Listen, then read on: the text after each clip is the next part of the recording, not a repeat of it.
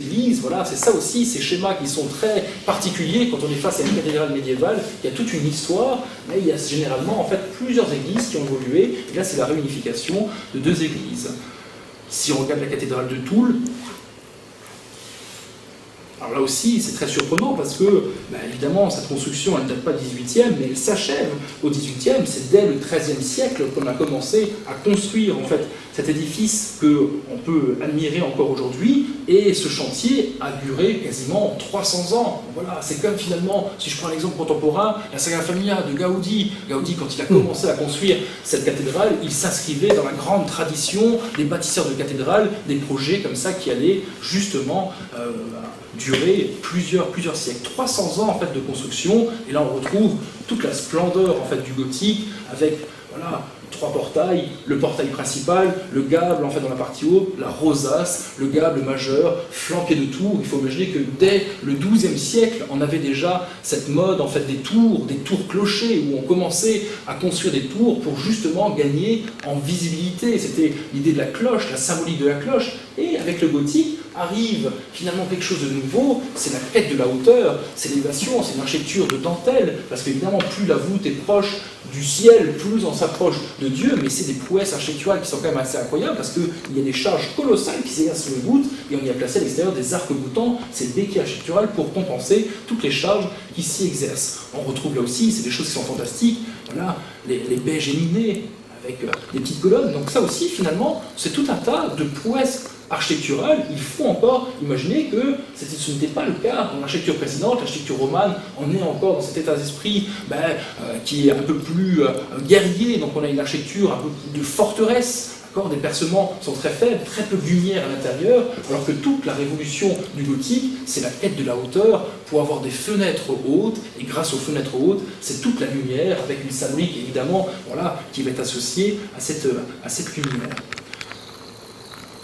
Pour la cathédrale de Verdun, là aussi, c'est une construction qui est très ancienne, donc là on voit bien l'héritage roman, il est incontestable. Donc ici, elle commence déjà au XIe siècle, mais ce qui est intéressant, c'est qu'elle sera modernisée au XIVe siècle. On va la moderniser avec une voûte d'ogive, évidemment. Ce qu'on sait moins, c'est d'un point de vue d'architecture, la voûte d'ogive, elle permet justement d'isoler le bâtiment. Donc dans bon nombre d'églises, de bâtiments, on va la moderniser en tout simplement sur ces gros piliers sur lesquels reposaient la nef et les bas-côtés, justement, on va mettre des petites colonnes qui vont supporter des petites ogives et on va avoir des voûtes quadripartites comme ça pour justement moderniser l'édifice. Ça avait été le cas en fait pour la petite église de Saint-Pierre-aux-Nonains à Metz. Ce qui est fantastique avec ce bâtiment, c'est que c'est un bâtiment qui est antique et dans lequel on a inséré une église. Et encore aujourd'hui, on voit sur les murs toutes les traces en fait des évolutions. Et donc quand on a restauré dans les années 80 cette église, mais il faut imaginer dans les années 70, ça ressemblait à une grange quasiment à ciel ouvert,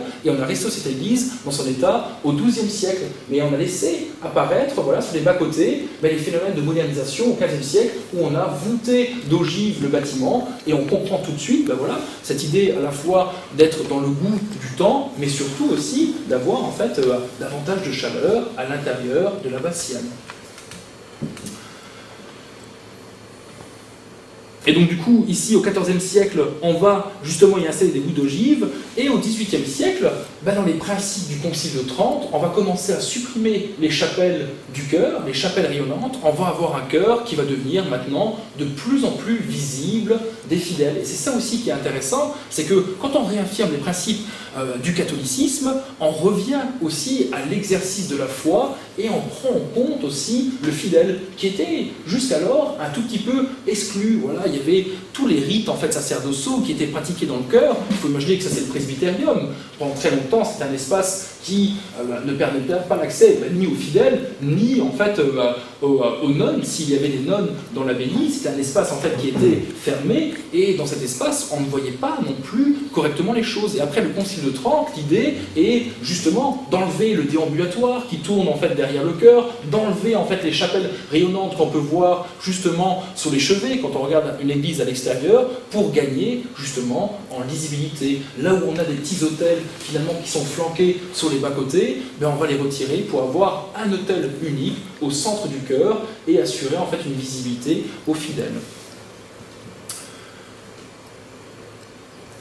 la cathédrale Saint-Dié, là c'est un excellent exemple, parce que là on retrouve déjà le grès des Vosges, et aujourd'hui le château du Lunéville, on devrait le voir finalement plutôt en fait de cette couleur-là, parce que le badigeon qu'on a mis dessus prend mal l'eau, et donc du coup il a cette couleur un peu noire, et maintenant le château est très jaune en fait dans sa pierre, alors que la couleur en fait elle est comme l'église Saint-Jacques à côté, donc on retrouve en fait cette couleur, et là on n'a aucun mal à voir aussi, on a un invité particulier, c'est un chien qui vient de rentrer.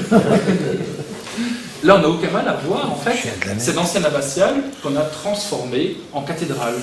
Donc on voit en fait la partie arrière, donc la nef, voilà, la croisée du transept, sur lequel on va uniquement refaire la façade, avec une façade extrêmement classique, les colonnes, le fronton triangulaire, la frise, avec ses 2 tours aussi. Donc là aussi, on est dans une architecture, finalement, qui est quand même très proche de la cathédrale aussi de Nancy. Si on compare un tout petit peu, j'ai pris les plus baroque, lointaines. C'est pas plus baroque comme style? Parce que c'est plus monumental. Oui, mais plus baroque, ça signifie il y aurait davantage en fait de surcharge dans la décoration, alors que là, on est dans quelque chose qui est quand même très très sobre. Hein. Dans les percements, voilà, c'est des choses en fait qui sont quand même très simples, et on voit bien le grand classicisme avec voilà le portail principal et cet ensemble en fait de doubles colonnes de part et d'autre, vraiment la frise comme le temple antique et le fronton en fait triangulaire. Si on avait été parfois, moi j'aurais tendance à dire que les cathédrales gothiques, dans leur ornementation, dans leur décoration, dans tout le travail de sculpture qui est réalisé sur la façade, a une connotation beaucoup plus baroque que finalement en fait cette architecture-là. Là on retrouve finalement, au même titre que je disais ça tout à l'heure sur le palais du gouvernement, le palais ducal de Léopold, ces qualités de mesure, d'élégance, en fait, voilà, de symétrie, on retrouve ces éléments ici en fait dans cette construction. Donc là on voit bien pour les 2 nouvelles cathédrales que les ramifications sont moins importantes, évidemment, que les précédentes, parce que tout simplement, elles n'ont pas cet héritage médiéval que les 3 anciens duchés. Et pour la cathédrale de Nancy, là, on retrouve aussi le style de Germain Beaufranc. Donc, à l'origine, en fait, évidemment, alors pour aller un peu plus loin, pour être un peu plus complet, à l'origine, c'est une primatiale, parce qu'on n'a pas accordé le statut, en fait, de diocèse à Nancy. C'était uniquement, en fait, un primat qui était installé à Nancy, d'où la construction, en fait, d'une primatiale qui a ensuite été déplacée dans le quartier où elle se trouve aujourd'hui, sauf que les travaux sont interrompus par la guerre, en fait, de 30 ans. Il faut attendre le règne de Léopold, et c'est vraiment, en fait, sous le règne de Stanislas que l'église est consacrée et que la première messe sera célébrée. Et quand on regarde finalement un tout petit peu ces élévations, on retrouve un tout petit peu ces colonnes, d'accord, dans la partie haute. Alors évidemment, pourquoi aujourd'hui elle est si décriée? C'est quand même une cathédrale Renaissance, alors que dans l'esprit, on pourrait davantage penser à une cathédrale gothique.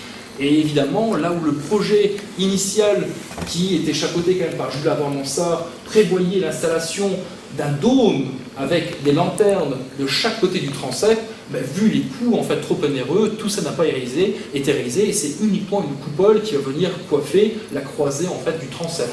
Donc on est dans quelque chose qui est moins important, mais quand on regarde l'état de la construction autour par rapport à la cathédrale de Metz, voilà, très rapidement en fait les bâtiments conventuels ont été sécularisés, et finalement il y a une autre affectation. Donc les gens, beaucoup de personnes aujourd'hui considèrent l'église Saint-Ève comme la cathédrale de Nancy parce qu'elle est justement dans ce gothique. Alors c'est le gothique, c'était fait au 19e, alors qu'on a quand même la chance d'avoir aussi une cathédrale Renaissance, et c'est ça aussi qui est intéressant, ce mélange un peu des styles. Et quand on regarde finalement maintenant la cathédrale de Saint-Dié, effectivement il y a quand même des similitudes qui sont tout à fait propres à l'époque, au 18e. On adore encore cette architecture extrêmement classique, même